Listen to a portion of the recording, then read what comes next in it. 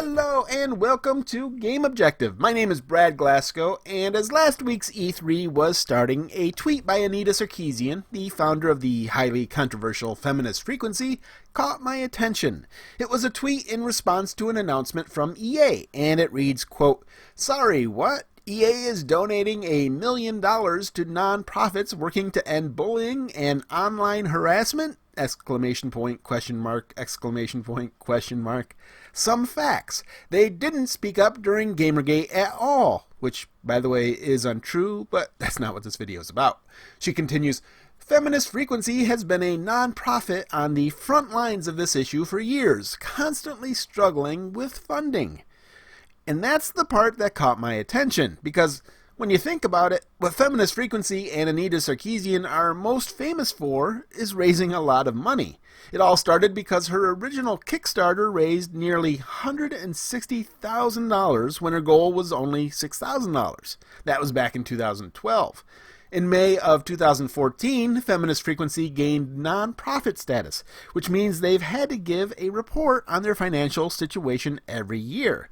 In 2014, they raised $441,000, which includes $230,000 in the month of December alone.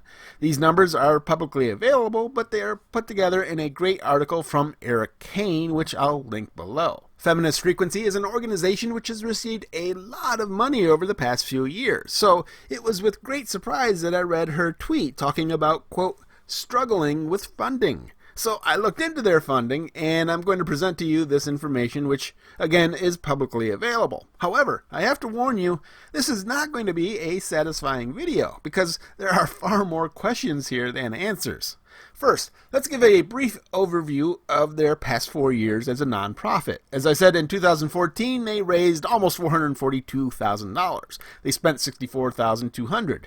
Remember that they raised most of that money in December, so they couldn't quite spend it yet. In 2015, their report is not on their website. You can find it on YouTube in a video by Mundane Matt. It says that they brought in $310,000 in revenue and spent $242,000. For 2016, they had $457,000 left over from 2015.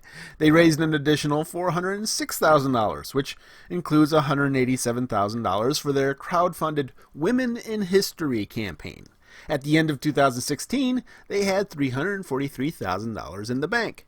For 2017, they raised $254,000 and they spent $438,000.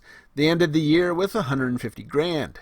Their latest report is for 2018, which they released in January of this year. For 2018, they list a $157,000 opening balance, which is about $8,000 more than their 2017 report says it should be. But moving on, they raised $197,000 in 2018 and spent $323,000, leaving them with only about $31,000 in the bank. It doesn't take an accountant to see that they are pretty much out of money. That's why we saw Anita complaining about it on her tweet, and it appears that they can no longer support their staff. Back in May, Carolyn Pettit, who worked with Anita and Feminist Frequency for years, posted a request for personal financial support through crowdfunding site Ko-fi. There, she said, quote, "Since January of this year, I've been working in a volunteer capacity with Feminist Frequency and no longer receiving a salary." She said that she's been looking for work, and she even posted a Google Docs list of old games that she is selling for money. On June 19th, which will be yesterday when this video comes out, Colin Campbell of Polygon posted a 9,000-word article called "The Anita Sarkeesian Story," which reads very much like a death knell for the organization. It reads, quote, "Earlier this year, Sarkeesian decided that Feminist Frequency needed to change." Yeah, that happens when you only have $30,000 in the bank. It continues, "She ceased taking a salary and laid off her co-creators and close friends Ebony Adams and Carolyn Pettit.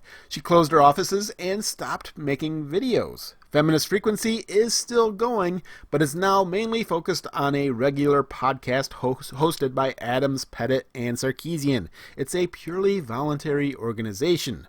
They are apparently not getting paid, even though Feminist Frequency is still pulling in $2,400 a month on Patreon. The article goes on to put significant blame on a lack of funding from corporations, saying that, quote, Feminist Frequency relied heavily on corporations willing to fund the sort of work that looks into intersectional feminist critiques of commercial art. But that's not really true. We know that's not really true because I just showed you their financials. They did receive significant donations from corporations, and that money certainly dwindled, but their crowdfunding donations, the donations from regular people, those were always significantly more.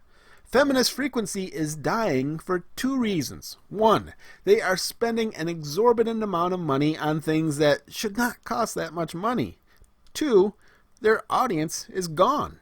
First, let's look at their expenditures for 2018.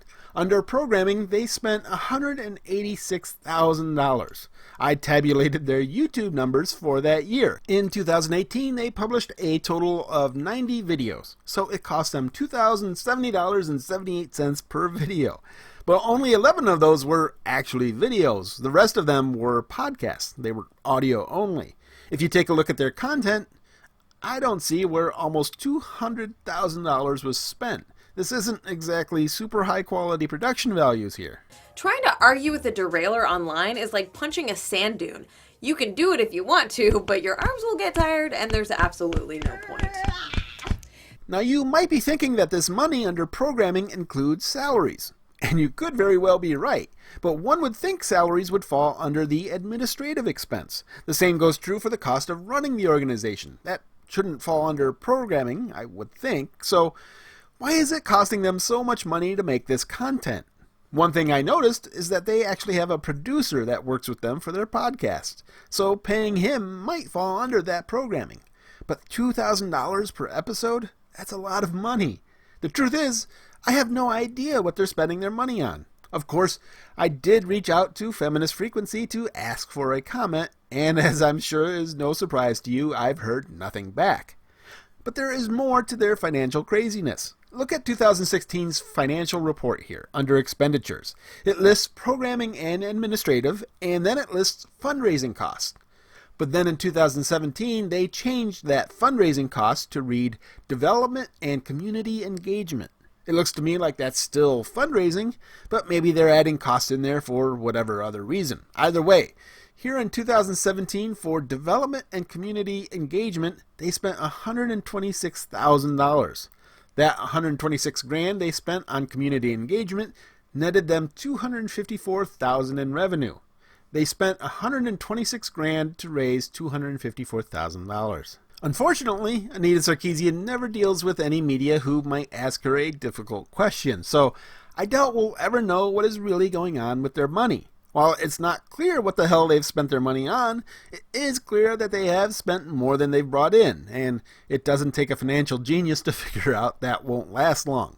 However, the real problem for Feminist Frequency is that their audience doesn't care about them anymore. Despite having 222,000 subscribers on YouTube, they struggle to pull in a few thousand views or listens per podcast.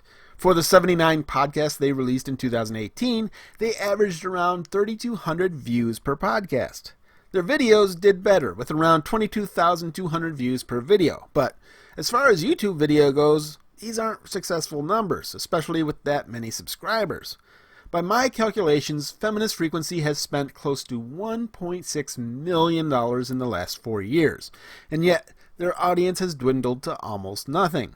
But despite this descent into irrelevancy, the media still loves Anita Sarkeesian, and they will uncritically report on everything she says.